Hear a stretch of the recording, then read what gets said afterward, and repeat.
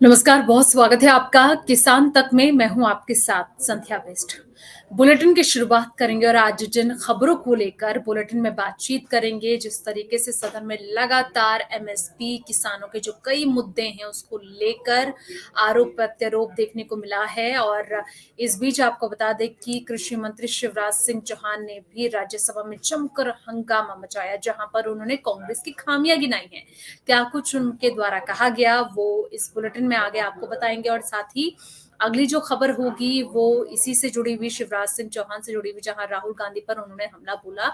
वहीं अगली जो खबर होगी वो आपको बता दें कि हरियाणा सरकार ने जब बड़ा फैसला लिया कि सभी फसलों पर एमएसपी की खरीद से की जाएगी, जिसको लेकर किसान काफी ज्यादा खुश थे। लेकिन ऐसे में दीपेंद्र हुड्डा ने बड़ा बयान साधा है और निशाना साधा है।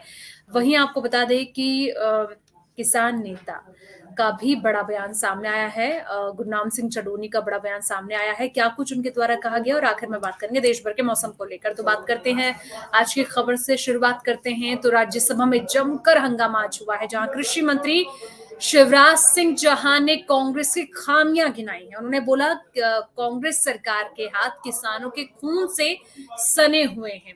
आज किसान जो परेशान है उसका जिम्मेदार कांग्रेस है। सुनाते हैं।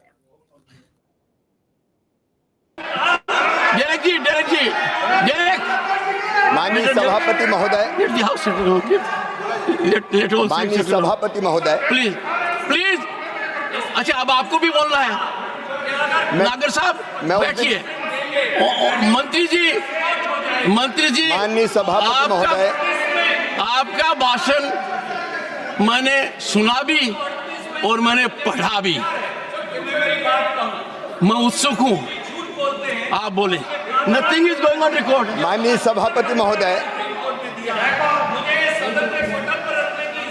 माननीय सभापति, You have no right to address the chair. You are committing a misconduct that I deprecate. I expect the leadership to give you refresher course. Nothing is whom I have come close to naming thrice.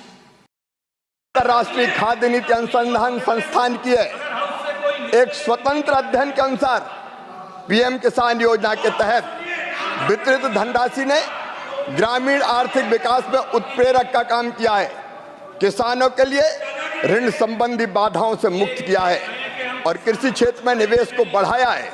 इस योजना ने किसान की जोखिम लेने की क्षमता को भी बढ़ाया है, जिससे वे कृषि क्षेत्र में संभावित रूप से अधिक उत्पादक निवेश करने में सक्षम हुए हैं। माननीय सभापति महोदय,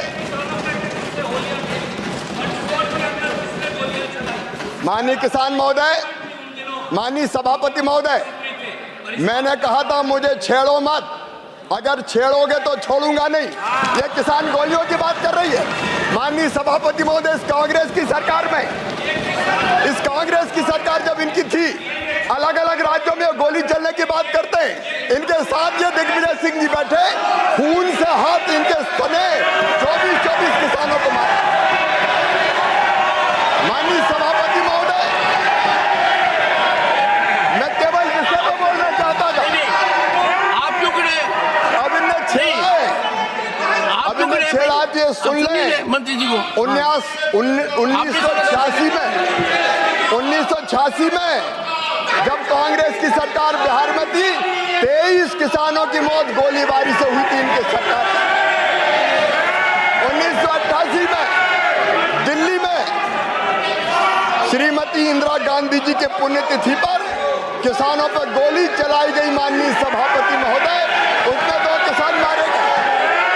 1988 में मेरठ में इनने किसानों पे फायरिंग की, 5 किसान मारे गए। 23 अगस्त 1995, अब सुन के जाओ, दम है तो सुन के जाओ। मंत्री जी सुन के जाओ। 23 अगस्त 1995 हरियाणा में गोली चलाई, 6 किसान मारे गए। 12 जनवरी 1998 मुल्ताई में किसानों पर गोली चली, कांग्रेस की सरकार थी, 24 किसान मारे गए। नंदीग्राम आंध्र प्रदेश में 2010 में दो किसान मारे गए। माननीय मंत्री जी, 8 मई माननीय मंत्री जी, माननीय मंत्री जी, माननीय मंत्री जी, माननीय सभापति जी, मैंने कहा था मैं शालीनता से बात करना चाहता हूँ। एक सेकंड बैठिए, स्थान ग्रहण कीजिए। लेकिन ये छेड़ेंगे तो मैं छोड़ूंगा नहीं। माननीय मंत्री जी, माननीय मंत्री स्थान ग्रहण कीजिए, स्थान ग्रहण कीजिए। माननीय सदस्यगण, ये दुर्भाग्यपूर्ण भी है। शिवराज सिंह चौहान यहीं चुप नहीं हुए। अगले वीडियो में दिखाएंगे कि किस तरीके से उन्होंने राहुल गांधी पर जमकर हमला बोला। बता दें कि शिवराज सिंह चौहान ने कहा कि मुझे गाली देना अच्छा नहीं लगता, लेकिन वो रियल दिखने के लिए रील बनाते हैं। ये कटाक्ष उन्होंने किया राहुल गांधी। जवान पे बही आती है। इनके दिल में किसान नहीं था, नरेंद्र मोदी जी के दिल में किसान था, इसलिए जुबान पे किसान बार बार आ रहा। पर मैं एक बात और कह के अपनी बात फिर किसान पर ही केंद्रित करूंगा। मुझे किसी को गाली देना अच्छा नहीं लगता, मैं कभी आलोचनाओं में विश्वास नहीं करता, लेकिन नाटक से किसान की जिंदगी नहीं बदलेगी।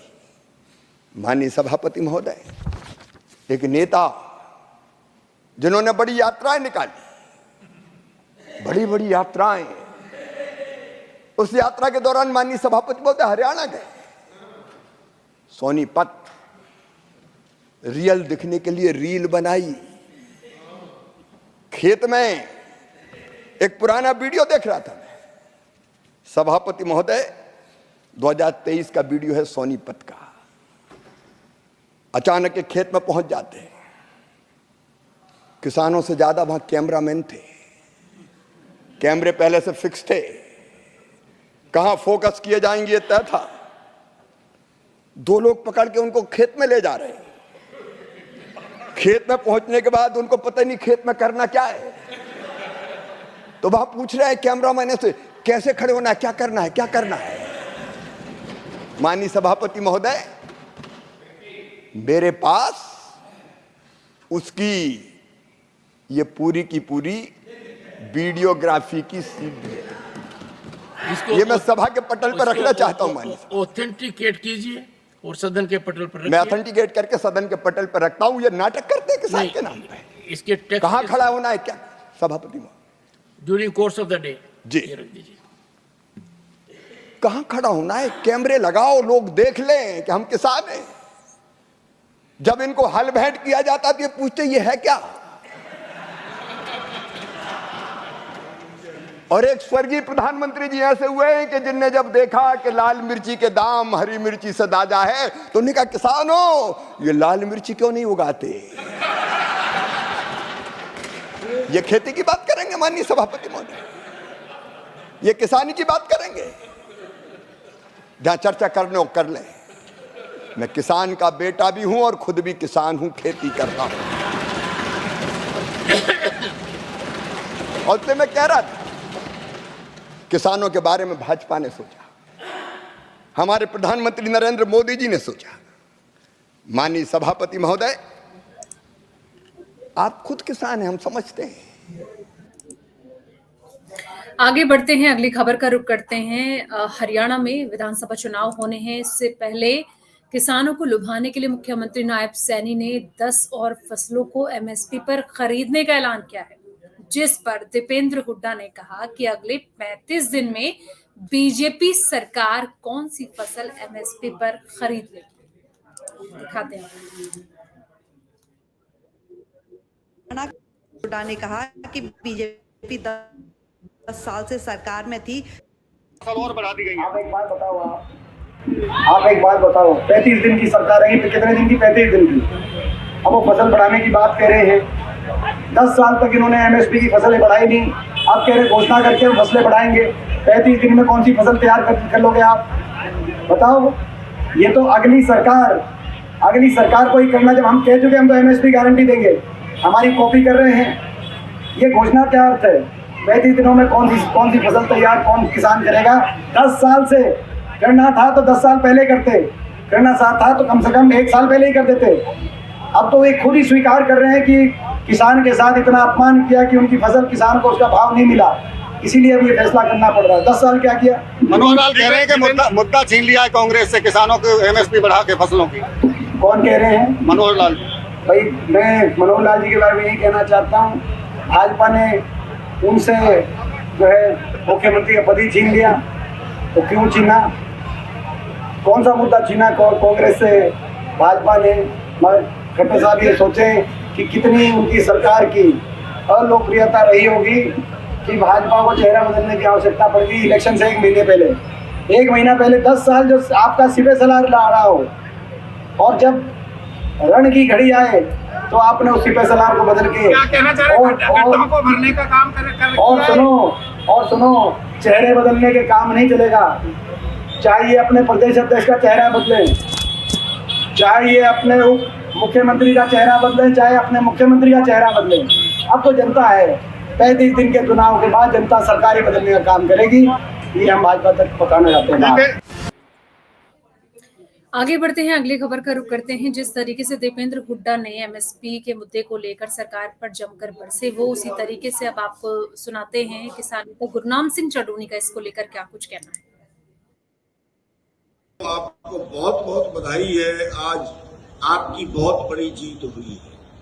आज बीजेपी ने घोषणा की है कि सारी फसलें हरियाणा में एमएसपी पे खरीदेंगे। उसके साथ और भी कई घोषणाएं हैं, लेकिन एमएसपी की जो मांग थी हमारी 2014 से तो हम इस पे आंदोलन लड़ रहे थे, कोर्ट में केस किया है। उसके पहले भी 2008 में भी हमने इस पे आंदोलन लड़ा था। तो आज जो है आप बधाई के पात्र इसलिए हो कि ये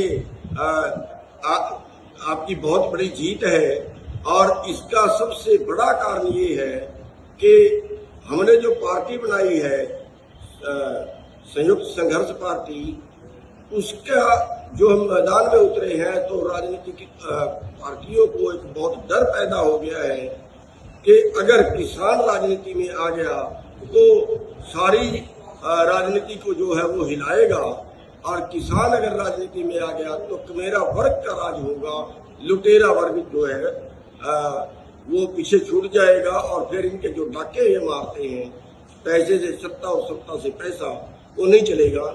इसलिए वोट के डर से आज बीजेपी ने जो घोषणाएं की है, जो हरियाणा के अंदर एमएसपी पे खरीदने की जो उन्होंने वादा किया है, तो उसके लिए आप सभी बधाई के पात्र हो। और हम ये भी मांग करते हैं कि जो सभी सरकारें हैं, चाहे वो दूसरे प्रदेशों में किसी भी राजनीतिक पार्टी की सरकार है, वो भी ऐसी घोषणा करें कि वो अपने स्तर पे, अगर केंद्र सरकार नहीं खरीदती है तो वो अपने स्तर पे सभी फसलें एमएसपी पर खरीदें। आगे बढ़ते हैं, बात कर लेते हैं देश भर के मौसम को लेकर। बता दें कि देश के ज्यादातर हिस्सों में इस वक्त मॉनसून अलर्ट मोड पर है। पहाड़ी इलाकों सहित कई राज्यों में बारिश से बुरा हाल है। राजस्थान, मध्य प्रदेश में भी भारी बारिश का दौर जारी है। मौसम विभाग के मुताबिक दिल्ली के कुछ हिस्सों में कल हल्की बारिश हुई। आज दिल्ली एनसीआर में भी बादल छाए रहने की उम्मीद जताई गई है। कल से 3 दिनों के लिए दिल्ली में येलो अलर्ट जारी किया गया है। बिहार, झारखंड से सटे दक्षिण बंगाल के कुछ हिस्सों में बारिश हो सकती है। बिहार के भागलपुर सहित कई जगह पर येलो अलर्ट जारी किया गया है। वहीं आपको बता दें कि 5 से लेकर यानी कि कल पश्चिम बंगाल, सिक्किम, नागालैंड, मणिपुर, मिजोरम, त्रिपुरा में तेज बारिश का अलर्ट जारी किया गया है, और कई जगह पर तो 7 तारीख को भी भारी से बहुत भारी बारिश हो सकती है, जिसमें कि अरुणाचल प्रदेश में बारिश जताई गई है। हरियाणा, चंडीगढ़, पंजाब की अगर बात करें तो यहाँ 3 दिन में तेज बारिश की संभावना है। यूपी के कुछ इलाकों में तेज बारिश बताई गई है, और कई जगह पर तो स्थिति है कि रेड अलर्ट तक जारी किया गया है। तो ऐसे में खासतौर पर पर्वतीय क्षेत्रों में भी हालात बेहतर नहीं है।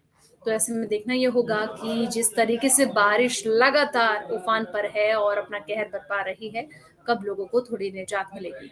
तो दोस्तों, फिलहाल इस बुलेटिन में इतना ही। बाकी तमाम खबरों के लिए आप देखते रहिए किसान तक।